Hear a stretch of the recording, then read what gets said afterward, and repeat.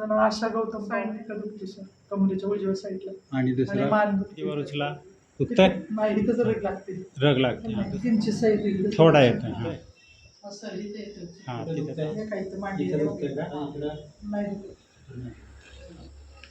हां